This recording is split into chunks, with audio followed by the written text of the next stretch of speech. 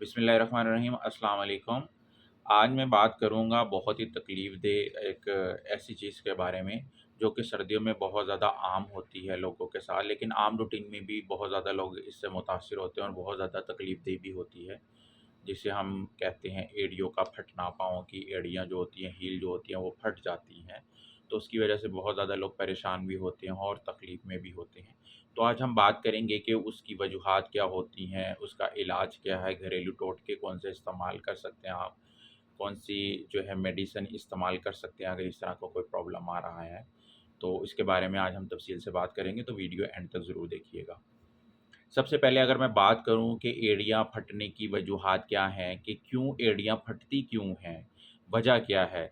उसमें सबसे पहले है कि जिल्द का खुश्क होना। मतलब कि आपकी जो पाँव की जिल्द है वो बहुत ज़्यादा खुश्क हो जाती है, जिसकी वजह से एड़ियाँ फटने के इम्कान बहुत ज़्यादा हो जाते हैं।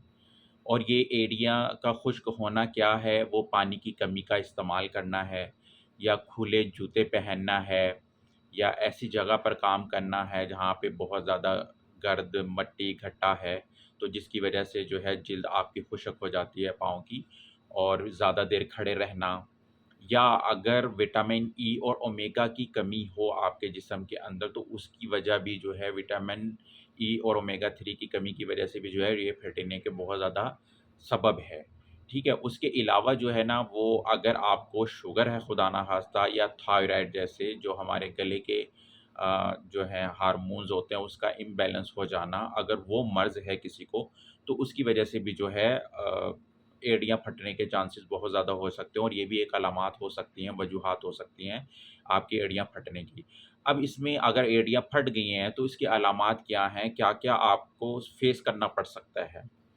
जिसमें जिल्द का इसमें बहुत ज़्यादा सख्त हो जाती है, पाँव के नीचे जब एड़ियाँ फटती हैं, बहुत ज़्यादा सख्त हो जाती हैं और दरारें से पड़ जाती हैं, और कभी-कभी इनमें हल्की या शदीद किस्म की दर्द भी होती है इसकी वजह से।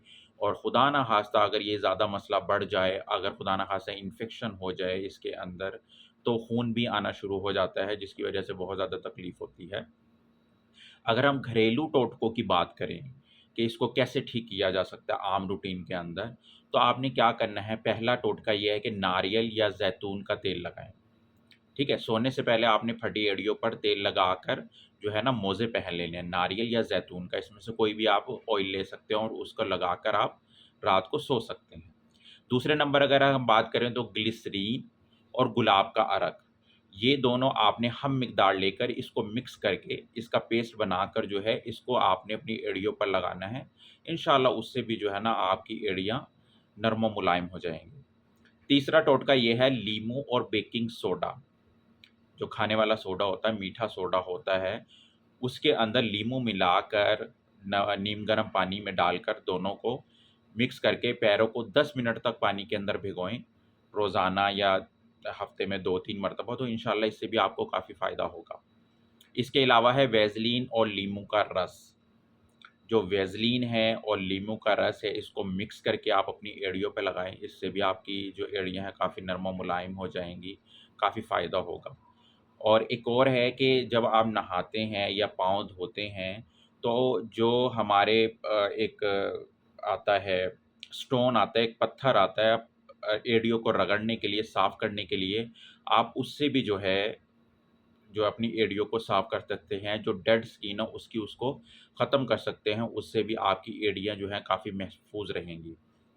लेकिन अगर खुदा ना ख़ास्ता ऐसा है, तो आपने एहतियाती तदाबीर क्या करनी है जिससे कि आप इससे ज़रा मुकम्मल तौर पे इससे छुटकारा हासिल कर सकें।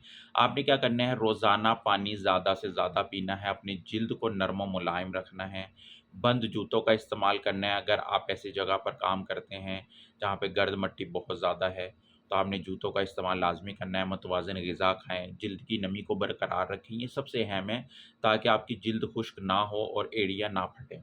लेकिन अगर खुदा ना खास्ते ये सब करने के बावजूद भी आपको किसी किस्म का कोई फ़ायदा नहीं हो रहा है, और अगर दरारें बहुत ज़्यादा गहरी हैं, उनमें इन्फेक्शन हो गया, खून आ रहा है, तकलीफ़ ज़्यादा हो रही है, तो आपने अपने डॉक्टर से रुजू करना है, उसकी हदायत के मुताबिक आपने मेडिसिन इस्तेमाल करनी है।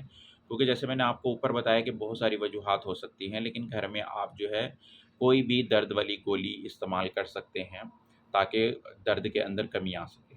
अगर आपको ये वीडियो पसंद आई हो तो लाइक और सब्सक्राइब करें और कमेंट्स में बताएँ कि आपको कौन-सा नुस्ख़ा सबसे अच्छा लगा और आपने कौन-सा इस्तेमाल किया, किससे अफ़ाक़ा हुआ है। और ऐसी मज़ीद वीडियो देखने के लिए आप मुझे कमेंट करते रहें, सब्सक्राइब करें, बेल आइकॉन पर क्लिक करें ताकि आप तक ऐसी बहुत सारी वीडियोज़ आपको बाकायदा तौर पर मिलती रहें। शुक्रिया, अस्सलाम वालेकुम।